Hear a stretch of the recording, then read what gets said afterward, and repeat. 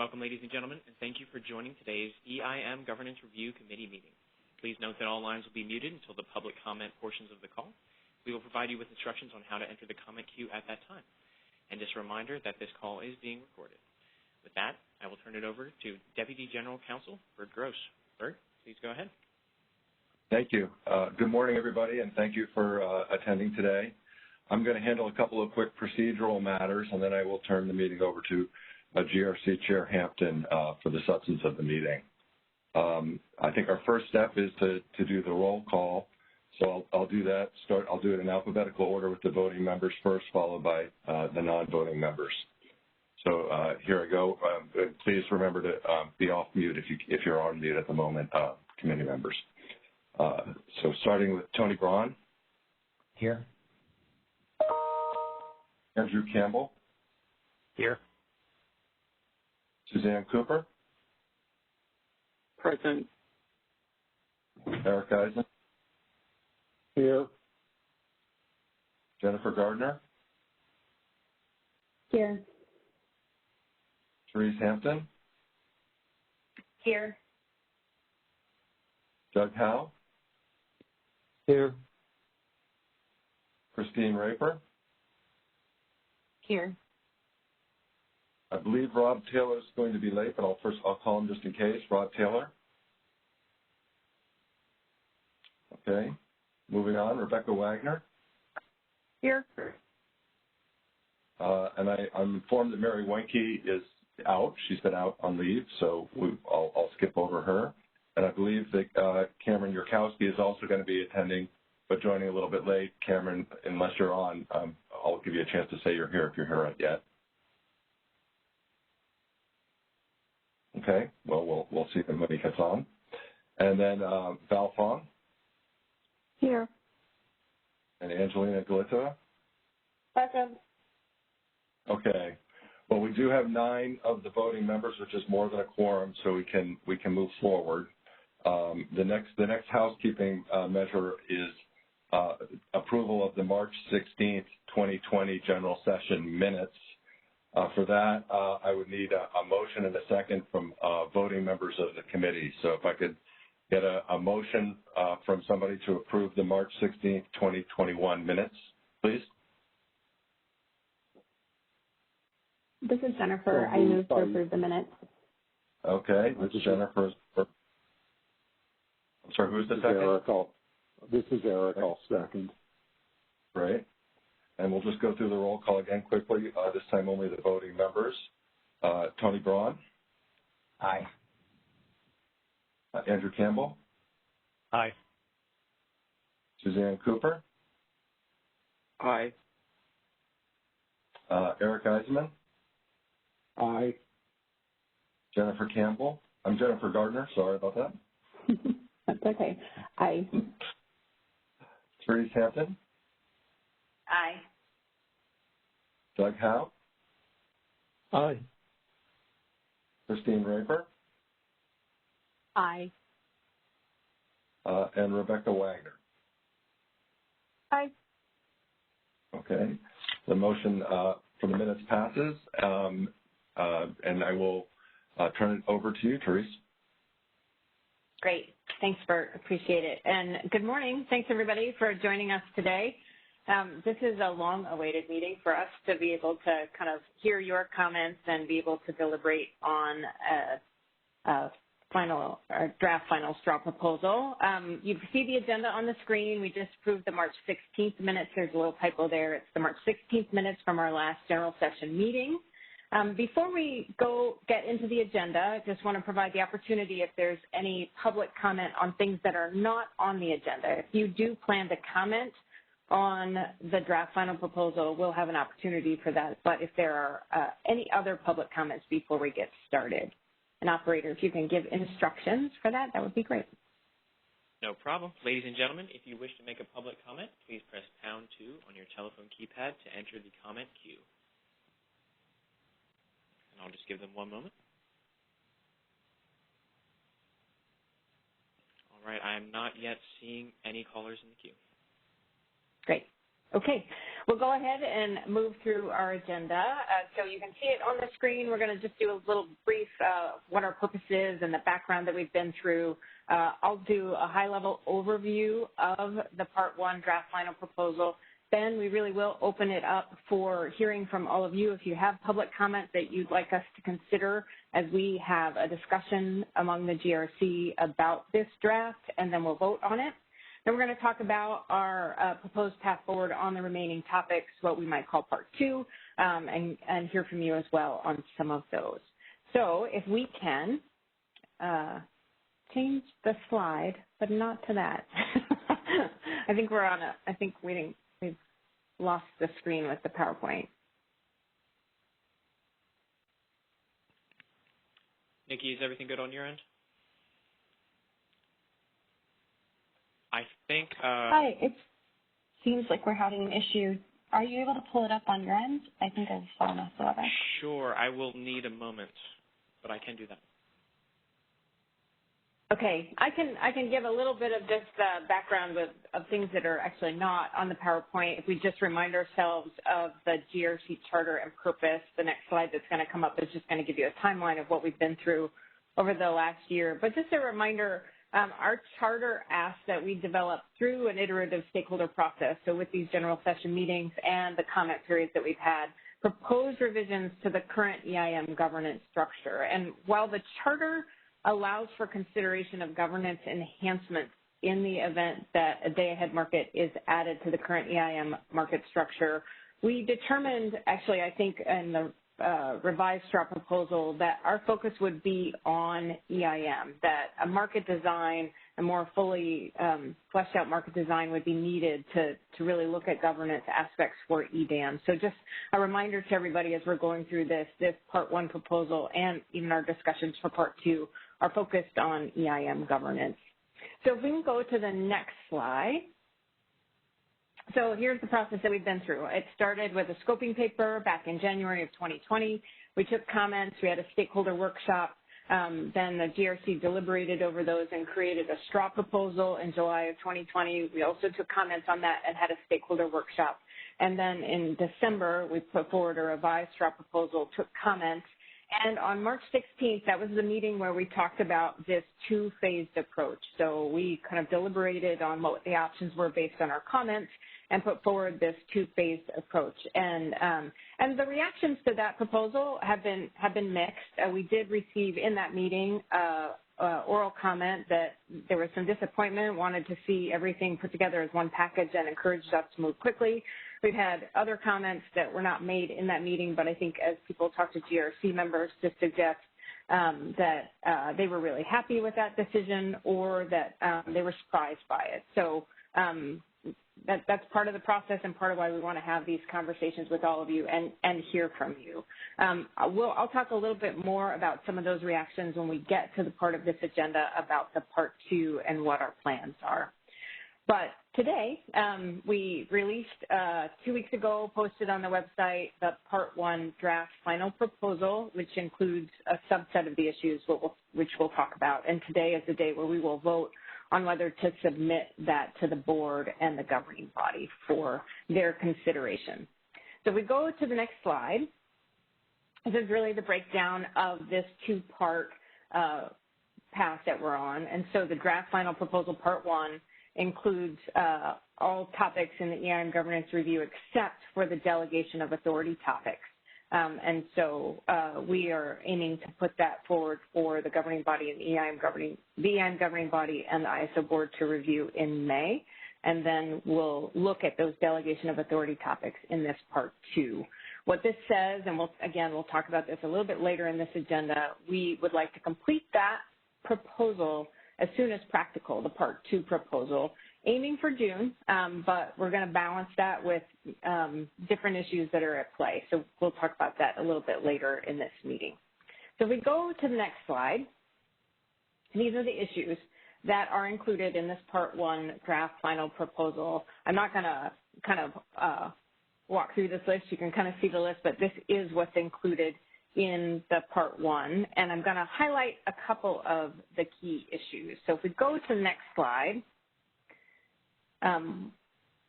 one of the key issues was related to the Regional Issues Forum, and the GRC process going back from the beginning explored the creation of a formal stakeholder advisory committee or a member committee, and ultimately has recommended that we make modifications to the existing Regional Issues Forum. The stakeholder comments and our own deliberations really found that the Regional Issues Forum is a well-functioning organization, and that we can just expand the topics that they may address. There currently is a limitation on risk engagement on issues that are in active stakeholder processes, and so our recommendation is to remove that limitation and then revise the current sectors so that they better match the nominating committee sectors and are better reflective of the level of activity in the market today, and then add one liaison for the Federal Power Marketing Administration. If we go to the next slide,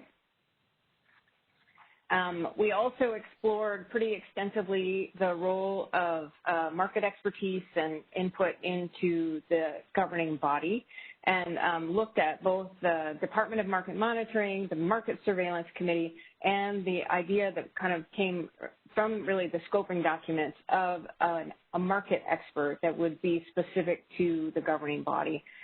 This recommendation, the Part 1 proposal, recommends advisory authority or advisory role on the Department of Market Monitoring Oversight Committee for an EIM governing body member, that there is joint authority with the ISO board on the approval of Market Surveillance Committee members, and this recommendation does suggest retaining a governing body market expert for the EIM governing body, that the selection of who that is and the scope of their work is at the governing body's discretion. We do recommend that costs be recovered from all market participants, given that the governing body's mission is to represent all market participants. Early on in our recommendation process, we had recommended the market expert as something that was important as we were moving towards a day-ahead market expansion into the EIM entities, but based on stakeholder comments and deliberations in the last round, we are recommending that market expert be pursued now and not be tied to EDAM. If we go to the next slide. So this is just a list of the other items. We're not suggesting any changes to the policy initiatives roadmap process or the governing body mission statement. They seem to be working. They seem to be, the governing body mission statement is well reflected of what people are interested in for the EIM. We do recommend some changes to the nominating committee and the selection criteria. Primarily, the biggest change there is that the public interest organization and the consumer advocates representative previously or currently is a non-voting member of the nominating committee. Our recommendation is to make them a voting member of the nominating committee, and we've also recommended some language to add some diversity criteria to the selection process. This proposal also supports non-voting members to the body of state regulators from consumer-owned utilities and power marketing administrations, agencies. And then we do suggest that these governance be reevaluated after 5 years from when these recommendations are put in place, and that there also be an assessment of any additional governance changes that might be needed as an EDAM market design becomes more fully formed. So that's just a high-level summary of what's in this proposal. If we go to the next slide, here's the proposal process. There's a couple of things to note just because it's just got a level of detail to it. So we're holding this meeting today, this general session. We're going to take public comment, we're going to deliberate, and then we're going to vote on whether to move that forward to the ISO board and the EIM governing body for their consideration. If we do approve it today, then it will go forward to them. And if both bodies approve the proposal, it's adopted. However, it then needs to be translated into modifications to the governance documents themselves. And so the CAISO staff will make those revisions to the governance documents, basically the EIM charter, and then those are subject to EIM governing bodies advisory input and the ISO Board of Governors approval. So they have joint approval of our recommendation, but when it comes to the governance documents, the ISO board has approval and the EIM governing body has advisory input to that. Okay, if we go to the next slide, it is now time for us to hear from all of you about this proposal. So if there are stakeholders out there that have comment or interest in comment, we would ask the operator to give instructions, and we look forward to hearing from you. No problem. Once again, ladies and gentlemen, if you wish to make a comment, please press #2 on your telephone keypad to enter the comment queue. You will hear a notification when your line is unmuted. At that time, please then just state your name and comment. All right, and I do see we have one person in the queue. Caller, your line is being unmuted. Please go ahead. Good morning. Can you hear me? Yes, we can hear you. Wonderful. Good morning, and thank you for the opportunity to provide comments on behalf of the body of state regulators. My name is Lisa Tawney, and I currently serve as a commissioner on the Oregon Public Utility Commission and as the body of state regulator chair. One of the BOSR's responsibilities is to express a common position where possible in the CAISO stakeholder processes, and we've submitted consensus comments in each phase of this governance review so far. And I really want to thank the members of the GRC for their hard work reflected in this very thoughtful draft final proposal. And I want to particularly mark several points of progress and success that we've seen through this process. The BOSR is pleased to be in the process of updating our own charter to incorporate the non-voting liaison positions from consumer-owned utilities and PMAs as described in this draft final proposal. We're also pleased to have completed implementation of funding for technical assistance for the body of state regulators. And not a moment too soon as we see the continued complex issues emerging in the market and as we welcome more states as formal members. We're also very pleased to see actions in this draft final proposal that strengthen the role and capabilities of the EIM governing body and deepen the robustness of the stakeholder processes, including the voting role for the representative of the public interest organizations on the nominating committee, making additional resources available to the governing body through their own market expert, and including them more directly in the Director of Market Monitoring Oversight Committee and Market Surveillance Committee, and expanding the topics in which the RIF can engage. All of these are really critical steps towards a more balanced governance of a truly regional market. They point to ways we have found value for our customers by working together. And there is significant value on both sides of the equation to California ratepayers who, when they seamlessly dispatch renewables overproduction out to the rest of the West and draw in least cost resources in the afternoon ramp, and to the rest of us in the West, who see daily benefits absorbing that low-cost renewable energy for our customers and utilizing our excess capacity in the absolutely most efficient way possible. Those benefits are concrete and real, and it is clear from multiple studies that EDAM expands them. The EIM results have proven out, in my view, the results earlier studies projected. There's every reason to believe that getting to yes on these governance questions and continuing to move forward results in more benefits for all our customers. With that in mind, the BOSR is encouraged to see the very quick timeline for moving forward on the joint authority question and commits to engaging on the specific questions the GRCs posed. We've engaged on this question since the formation of this market and will continue to work to find equitable approaches to governance that work across the whole region. We encourage our counterparts, other stakeholders across the region, to seize this opportunity to move forward on this last issue. There is real benefit to all our customers at stake in this inflection point. And I want to recognize that we're all pulled in myriad directions, and this feels perhaps like an issue that can wait. There's so much else on all our plates.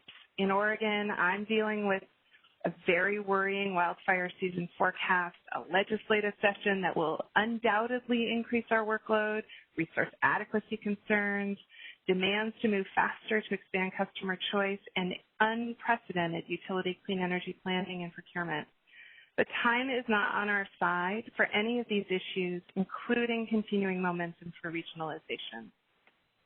The BOSTER will continue to come to the table to problem solve and seek a path to customer benefit that we can all see.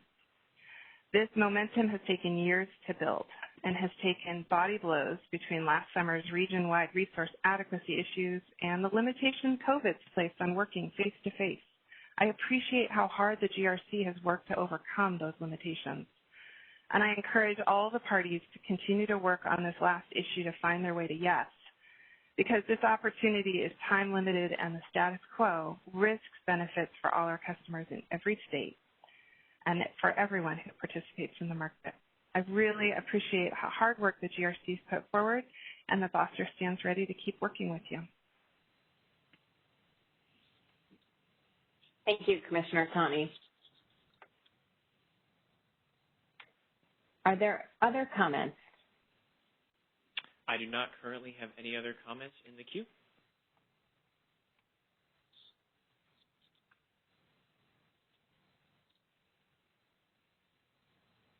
Okay, we'll wait one more minute. Anybody else out there with a comment that you'd like us to consider before we deliberate?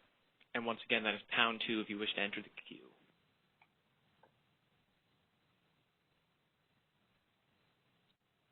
All right, and I'm still not seeing any.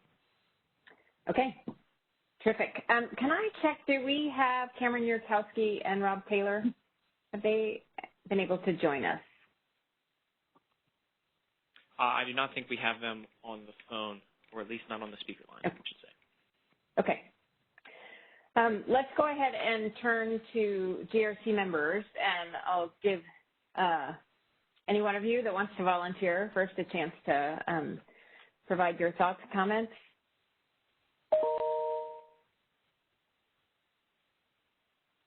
Hi, Julie. This is Angelina. And I know I'm a non-voting member, but I really want to express my appreciation for all the hard work of the GRC. It really has been an extremely thoughtful, collaborative, and transparent process, run expertly by you as chair, so thank you for all the hard work. The GRC, of course, will continue to engage with all stakeholders and to bring the process to an outcome that will support and reflect the needs for the continued success of the EIM and, of course, beyond. So I just wanted to say that it's been an incredibly valuable process to work with all of you, and I'm confident that we'll get to a place that benefits everybody in the marketplace. So thank you, all GRC members, and especially Chair Therese Hampton. Thank you, Angelina.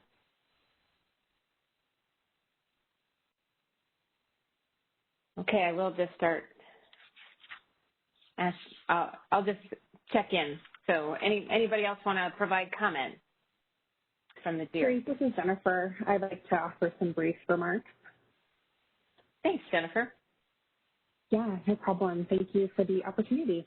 My remarks are going to be fairly limited to the process that the GRC has chosen for moving forward, and that's really this idea of bifurcating our governance proposal into two phases. And of course, today we're here to make a decision on phase one of that proposal, which, as Therese alluded to, is pretty much every issue in our governance proposal besides issue one, which is the core of our proposal, and that's joint authority, dispute resolution, and related topics under the Delegation of Authority. And so I want to speak to, the difficulties I think that the GRC has faced in having to bifurcate this process, the challenges we've had with trying to listen to all stakeholder interests and balance those interests as fairly as possible. I think what we've come up with is truly the best approach, weighing all stakeholder interests as effectively as we could. Being able to move forward on a number of these issues now, I think, is incredibly important. You heard Therese highlight some of those issues. You also heard Commissioner Tani highlight some of those issues. So some of those things that we will be voting on today include really important next steps in this process, such as funding for the BOSTER, the potential provision of a market expert for the governing body, those kinds of things can provide real value now, and I'm really excited that we can potentially move forward on those changes today. Another thing I wanted to highlight is that we've heard so much from stakeholders on those issue 1 topics, and that's the topics under delegation of authority.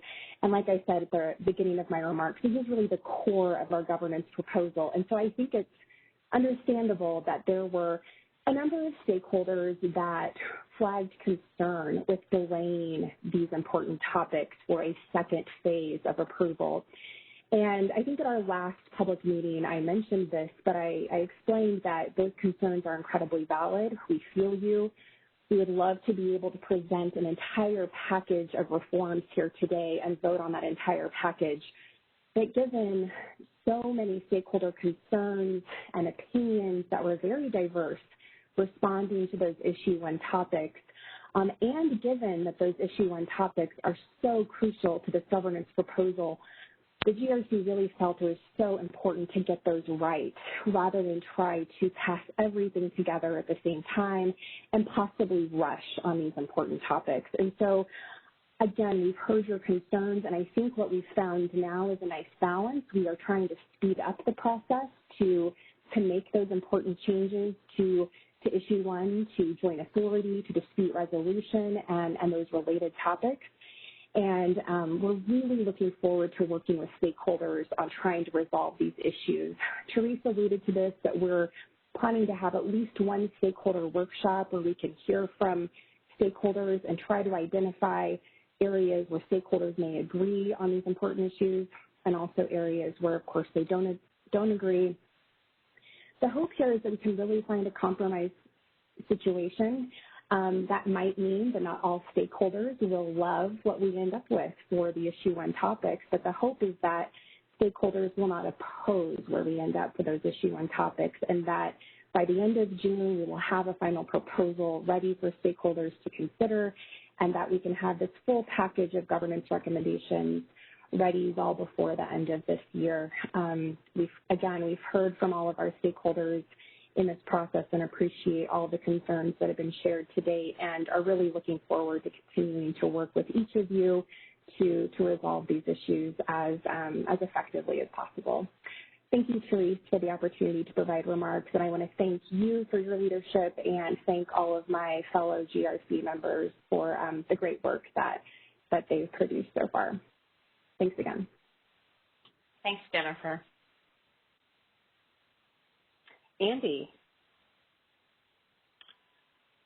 Thank you, Chair Hampton. I'm supportive of the GRC's Part 1 recommendations, and I want to just touch on 2 areas that are particularly important to me. The first is the EIM governing body's mission. The discussion of the governing body's mission statement is less than 1 page in the recommendations, but it's an area we took a very hard look at, and stakeholders did also. The mission states the EIM governing body shall promote, protect, and expand the success of the EIM for the benefit of its participants as a whole. Putting emphasis on as a whole. And it goes on to say the governing body shall consider interests of all participants in the ISO's market. This includes the within California balancing authority, ISO balancing authority area, as well as other EIM balancing authority areas. And we concluded that the existing mission statement gets it right. There's broad agreement that the governing body should continue to focus on the benefits to EIM participants as a whole, and not just to the benefits of certain market participants. But this won't be an easy task in all cases. But this will be key to continued progress on collaboration in the West. And it guides our Part 1 proposal and will be very important during Part 2. And then the second area I'll touch on is the recommendation authorizing the governing body to retain a market expert. This will give the governing body access to expertise that solely works for them and that will support them in fulfilling their mission. I believe this expert can be very valuable to the governing body and will help bring trust among market participants. And then finally, I'd also, echoing Jennifer, I'd like to share appreciation with my fellow GRC members. The group represents very diverse perspectives, but has established a really constructive style that will serve us well as we enter into Part 2. And thanks especially to Chair Hampton for keeping us so well organized and moving the process forward. And thanks to ISO staff for providing substantial support and putting in significant time to get us this far. So today's proposal is just a small step, but it keeps us oriented toward even greater levels of collaboration through the West. That's for the benefit of consumers, reliability, and the environment. Thank you. Great. Thanks, Andy. Other comments from GRC members? Oh, Chair Hampton, this is Peter from the ISO. I just would like to announce that Cameron Yurkowski and Rob Taylor have both joined the call. And we'd like to make sure that's reflected in the minutes. Great. Welcome, Rob. Welcome, Cameron. Just in time to give your thoughts on the Part 1 final draft proposal. But I think somebody else was out there about to give a comment, another GRC member. Chris. Hi, Chris. Go ahead. Hi, Therese. Thanks for the opportunity, and I echo everything that everyone has said about you. I don't think anyone knew, even you, when you took on the chair role, that you were going to have so much to do. I don't know how you do your day job and this job, too, because this one is all-consuming. So thank you for all of your efforts. And I just want to say I echo everything that Lisa, Commissioner Tandy from Oregon, said about the body of state regulators. I am particularly grateful for the collaboration of the stakeholders that were involved in the creation of a funding mechanism for the body of state regulators. The Western Interstate Energy Board has agreed to do that, and we are grateful to them. We think that there are efficiencies and things involved there that they're already part of the dialogue and up to speed and can be very helpful to us with the many initiatives that come in front of the CAISO. We also look forward to inclusion of the PMAs and the COUs in the BOSSER discussions. I think that there'll be a lot to offer. Just the dialogue within the GRC and the publics versus the privates has shown me that there is a lot to be gained by having those liaisons within the body of state regulators. Finally, quickly, I just wanted to address the delegation of authority issue and pulling that out of the other issues that we're moving forward right now. I think removing it from what we're moving forward right now is the right decision. I am hopeful that some additional dialogue will help stakeholders reach consensus. I will note that I'm not near as delicate or eloquent as Lisa or Jennifer or Andrew in stating this, so I'm going to just say it bluntly, which my GRC members know me to do. Consensus does not mean unanimity. To the extent that we can get the stakeholders to an agreeable position, that is certainly our goal. And but the GRC does have a responsibility, as Andy stated, to put forward a recommendation to the board and the governing body regarding the issue of delegation of authority. So I would just urge the stakeholders to continue to engage in these discussions so that we can have an agreeable framework for delegation of authority to put forward to the board and the governing body for them to consider at our earliest convenience and without delay. Thank you, Chris. Tony, I think you have a comment. Thank you, Chair Hampton. I'm supportive of the direction proposed today for the Phase 1. I can't say honestly that moving forward with a partial recommendation was the first option that came to mind when I thought about the GRC role and task in coming up with governance reforms. But I think if you look at some of the individual items in there, the augmented RIF, the governing body market expert, and the consumer and utility liaison roles with the BOSSER, those are important reforms in their own right, and I think they're worthy of moving forward. We're going to have some tough discussions, I think, on joint authority, and it's worth taking some extra time, but not too much.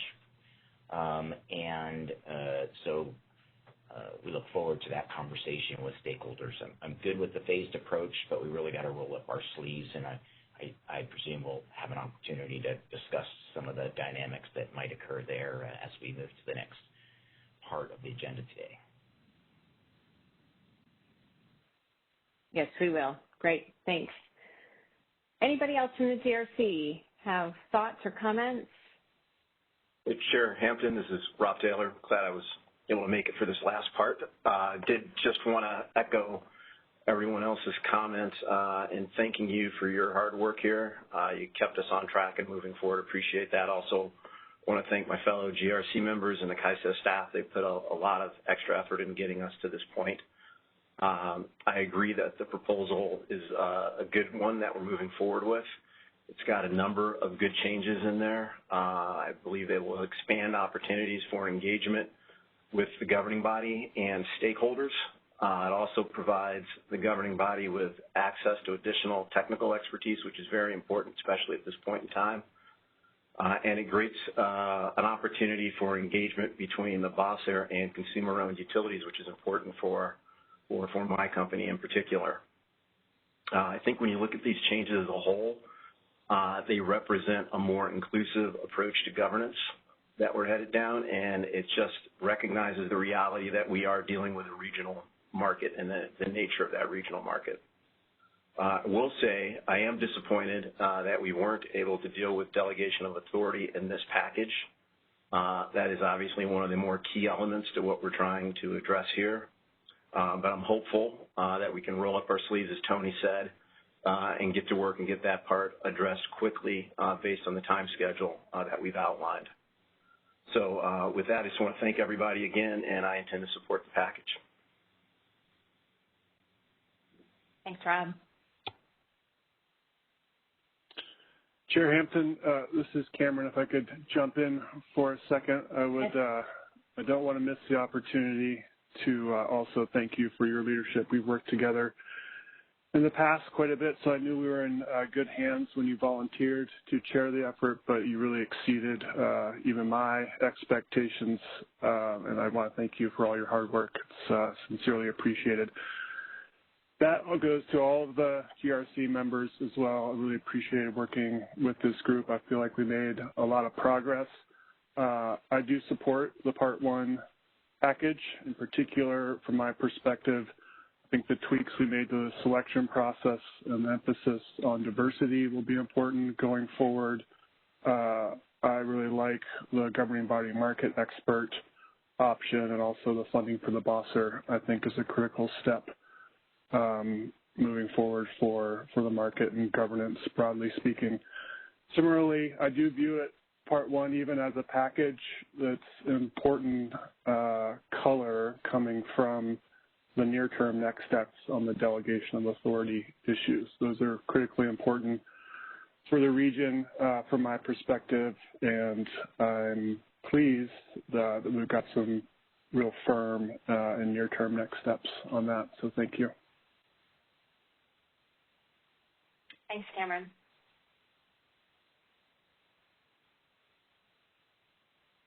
Chair Hampton. Yes.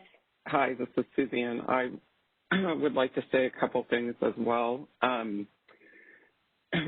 it was, disappointing to not be able to move all of the issues forward as a package, I was definitely an advocate of moving forward with what we could, as opposed to delaying all changes or proposed changes until we could get some more stakeholder input on, and take some more time on the delegation of authority issue. I do believe that in this Part 1 package, there are some very important enhancements or improvements to EIM governance that will enhance stakeholder engagement and collaboration opportunities via the changes to the regional issues forum in terms of removing limitations on issues that the forum can address, as well as not part of the regional issues forum, but the proposal to have PMA and public power liaisons to the BOSSER, I think will also be a really great addition to that body. And I was very pleased to hear Commissioner Tawney indicate that the BOSSers already updating their charter in anticipation of this, and I really appreciate that from the BOSSer. The inclusion of the governing body market expert, I think, is also really important to a number of stakeholders in terms of providing them with their own resource that they can direct and will hopefully be able to help inform both the governing body and the market participants on market performance and aid in deliberations on various market issues. I want to thank all the stakeholders for their input that they've provided throughout the process, as well as my fellow GRC members for really rolling up their sleeves and being hard on the issues, but collegial on the people. And also to you, Therese, for your leadership. You've really done an incredible job in this process. Thank you. Thanks, Suzanne.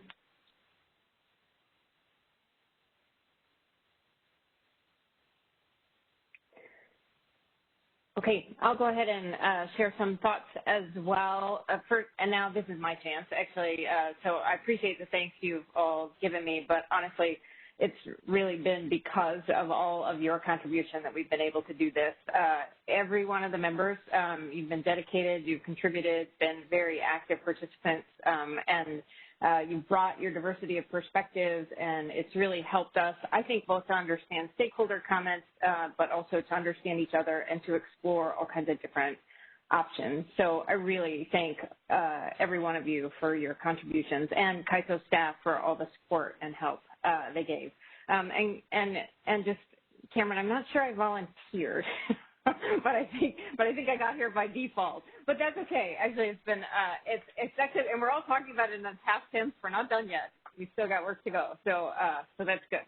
As to the proposal itself, I too would have liked to have put forward a single proposal rather than do it in two parts. But I as Jennifer very eloquently put, this two-part approach does give us a lot of benefit. We get to implement some really beneficial improvements now, and we get to take the extra time to focus on the diverse perspectives on delegation of authority. And the extra time has already proved to be valuable from conversations that we've had. So, I do think this will be a good process in the end. I'm hoping we look back and say that was a good option to go the two-part path. A couple other things. I've been a member of the Regional Issues Forum for a number of years, and I look forward to the modifications to the Regional Issues Forum. I think they will just continue to enhance what has been a very well-functioning forum, and each year that forum just kind of improves and enhances, and I think these changes can do that as well.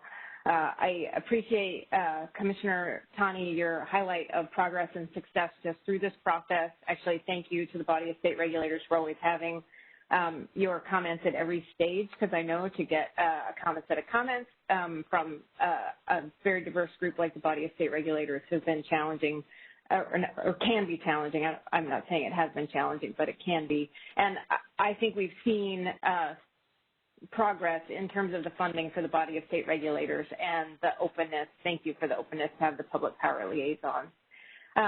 This proposal does include what I think is a very important recommendation on the governing body market expert. And I have viewed the governing body market expert as a supplement and a support to the existing expertise, not something that is redundant, but really just an added support. The EIM has and will continue to encounter complicated issues that affect differently situated parties differently. And the more light through varied analysis and data that we have on these issues, the more we can find solutions that work broadly for all market participants. I have really taken to heart the GRC's overarching principle that the modifications we recommend, this is actually in kind of, it's been in every one of our documents to date, that our overarching principle is to provide stakeholders throughout the West with confidence that the governance structure represents the market as a whole. And so this piece on the market expert, I think, is really important to building that confidence. The recommendation leaves to the governing body who they hire as a market expert and for what specific tasks, and I personally just encourage them to take this issue up in a timely manner if in fact they accept the proposal and this goes forward. I fully support the Part 1 draft final proposal. So anything else from governing body members or GRC members, sorry, GRC members before we move to vote?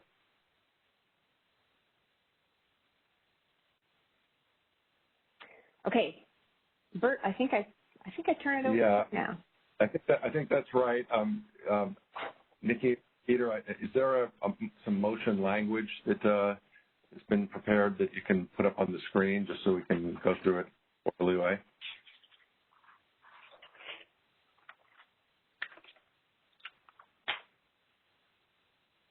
Are either of you, if someone's talking, I'm not hearing it. Hi, Bert, we're doing that right now. I'm going to pull up the motion language in just a second. Okay.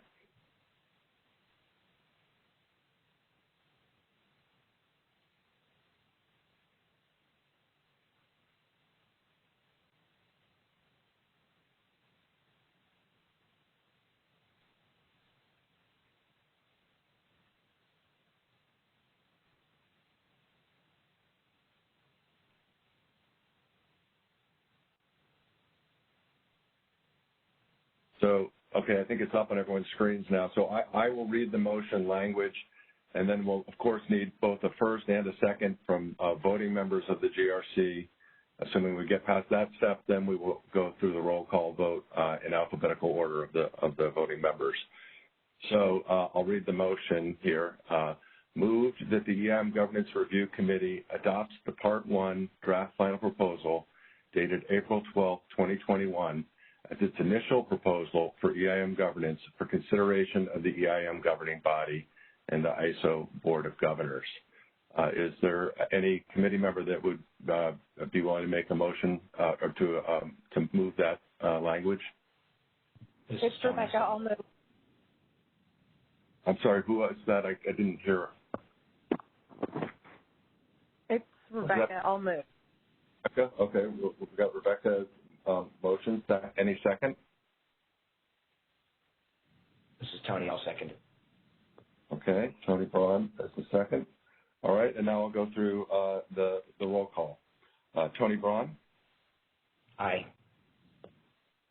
Andy Campbell? Aye. Suzanne Cooper? Aye. Eric Eisenman? Aye. Jennifer Gardner? Aye. Therese Hampton? Aye. Doug Howe? Aye. Christine Raper? Aye. Rob Taylor?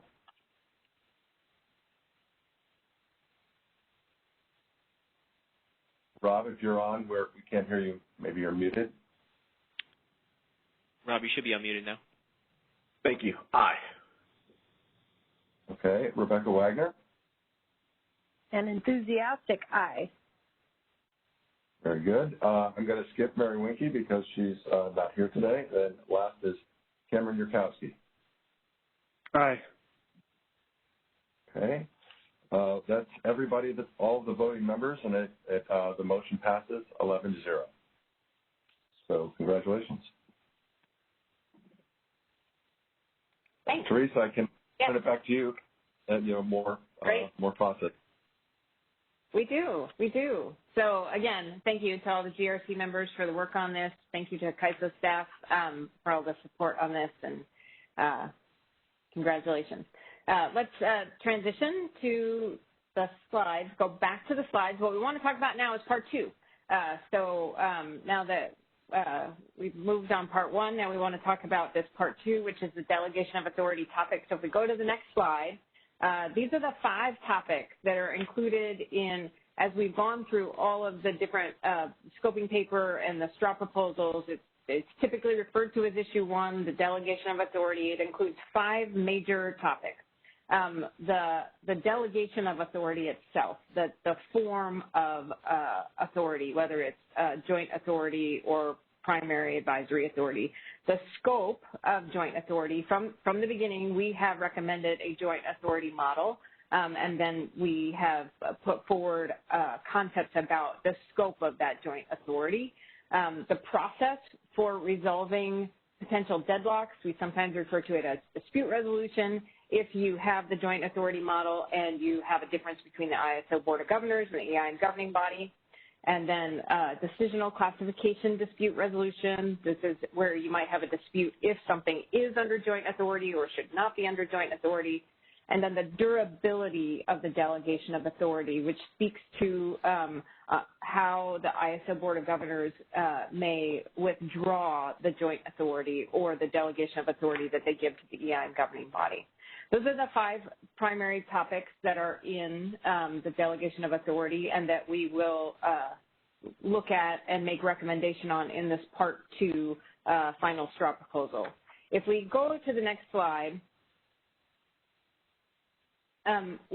as we assessed the comments that came in on our last straw proposal, it became clear that there were 2 that were really kind of, although we received comments on all 5 of those issues, there were 2 that were really kind of the primary or priority issues, and so we have begun a process where we've created a subgroup within the GRC that's really looked in detail at the comments that have been received and have started to do some engagement with stakeholders to understand some of the comments that they submitted on these issues, with a focus on dispute resolution and the possibility for maybe other ways to address deadlocks on approval of matters within joint authority. In our straw proposals, we have recommended previously that when you had a difference between the ISO board and the EIM governing body, that if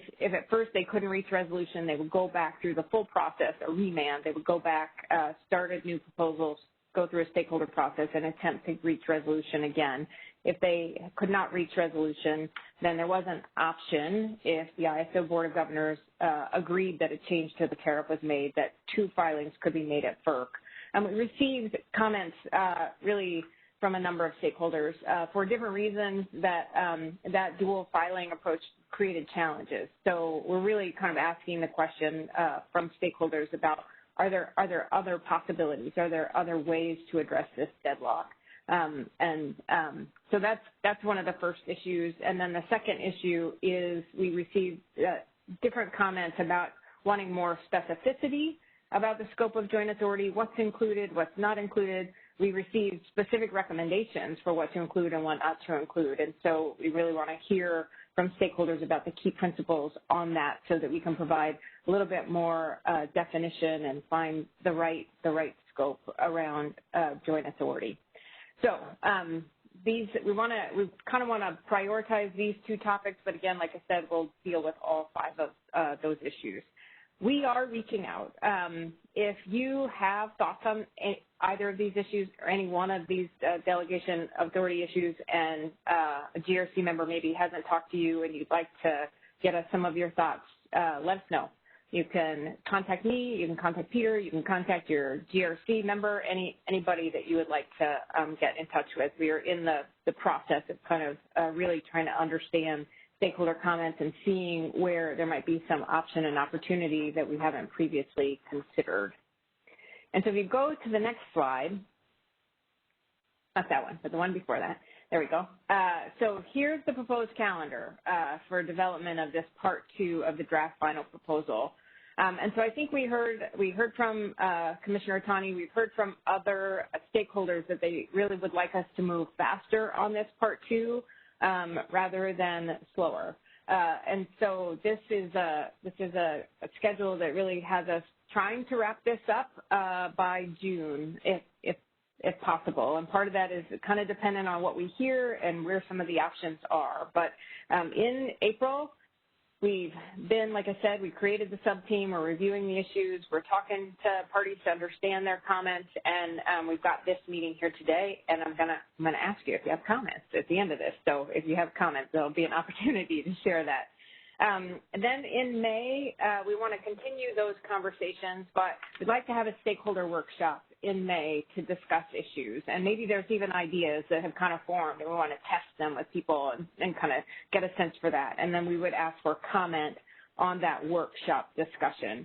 And if we feel that that's sufficient, that we've really kind of deepened our understanding of the perspectives and explored options, we would like to move to a draft final proposal, part 2 in June. I put a question mark there because, part of this is dependent on have we fully understood all the different perspectives, and do we feel like we have reasonable options? But that's the goal we're really trying to set for ourselves. We'll of course balance that with other issues that people are working on, and trying to move this, but not move it in a way that's that feels like it's impacting other things that are important to be able to be ready by summer of 2021. So that's the process. We are at a point where if you have comments or thoughts that you would like to provide on the Part 2 process or the issues, we would like to hear them. So, operator, if you could give instruction, see if anybody has comment. No problem. And once again, if you wish to enter the comment queue, please press #2 on your telephone keypad. And I do see we have one person in the queue. Great. Caller, you are being unmuted. Please go ahead. Hi, this is Kate Pollack from Energy Division at the CPUC. Can you hear me okay? Yes. Great.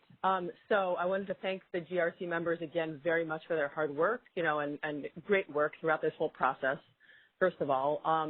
I also want to reiterate that in our February comments, Energy Division recommended temporarily delaying this initiative, or at least what is considered right now Part 2 of it, until the summer of 2021. We had recommended this in light of the critical importance of ensuring reliability of the grid for the summer of 2021, in light of the delayed day-ahead market enhancements and extended day-ahead market initiatives, and in light of the time and attention currently being devoted to fast-track efforts underway at the CPUC to bring more resources online by the summer of 2021. So from the last general session meeting in March and from Part 1, the draft final proposal, we kind of got the impression that the GRC was at least leaning in the direction of following that advice. But now it seems, from this presentation and from Energy Division's discussion with GRC members, that the plan is that the GRC will, as you just outlined, will continue informal discussions with stakeholders, hold a workshop in May, and then accept comments on that workshop in May, and then, complete a proposal by June. So in our mind, it just seems really premature and overly expedited. I want to thank the GRC members again very, very much for their hard work, and I realize this has been a very long process.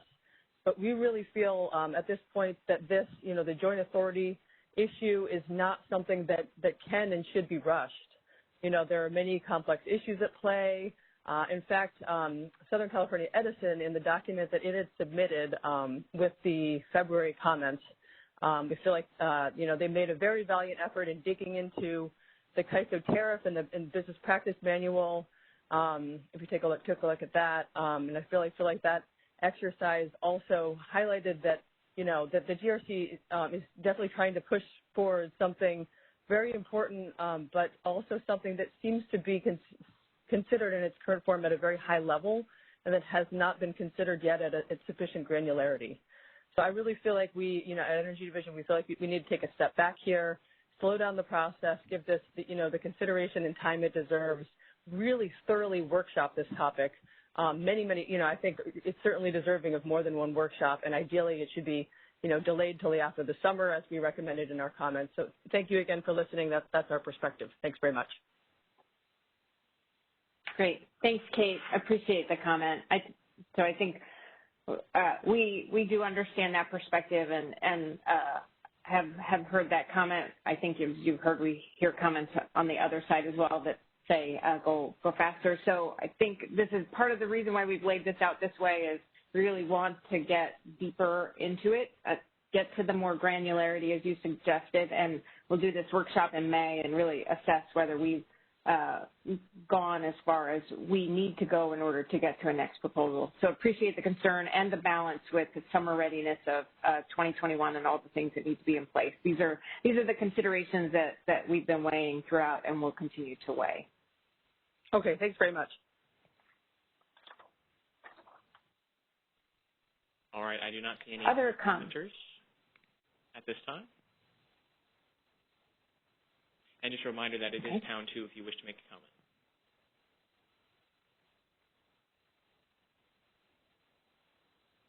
All right, I do not see any commenters in the queue at this time. Okay. Any comments from GRC members on the Part 2 process? Anything you want to offer that I didn't offer?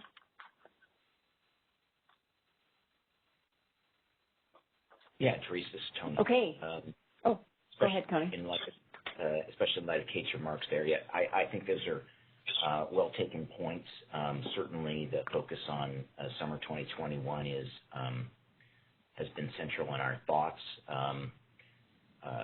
The ISO is moving forward as we speak, I think, with filing if they didn't make it already on Friday. And so obviously there's a lot of work that's been entailed in that, and the ISO has already been the focal point of quite a bit of inter-BA discussion on summer readiness and grid operations. So truly that is priority number one for sure. We are, I think as Teresa alluded, we're going to try to push forward as best we can, but certainly as we learn things, including the more granular application of joint authority principles as Edison had laid out in its matrix, then we'll take that into consideration as we continue to work these issues. I'd like to harken back to what Commissioner Tawney said earlier. As I've observed the ebb and flows of the CAISO's market over a considerable period of time, I think it really is important that we get to yes on this issue. It seems like when we can't get to yes as a group, we end up with a multi-year setback in the progress that we've made towards greater regional collaboration. In instances in the past, that was really sort of an internal California discussion, but it's not anymore. But I think there's a lot of the same dynamics, and when we end up with protracted disputes on some of these things, we really set ourselves back considerably, more than would have been evident on the front end of the discussion, because it just erodes so much of the relationships and trust building that occurs. So I do think it's critical as we're setting the grid up for future discussions that we move forward as best we can and with the alacrity that this requires and demands. So I really do urge stakeholders to think creatively, particularly on scope and dispute resolution. There's got to be room when you look at this issue in the scheme of all the issues that we're going to be wrestling with. There's got to be room in there for some compromises. We've begun that outreach, and I would like to, again, encourage, as Therese has, that if there's individual stakeholders that have concerns, please reach out to us and share them. We're happy to have that deliberation and get as much information as we can as we try to button this down. So I appreciate everyone's efforts to try to move towards that consensus that we hope to get to. Thanks, Tony.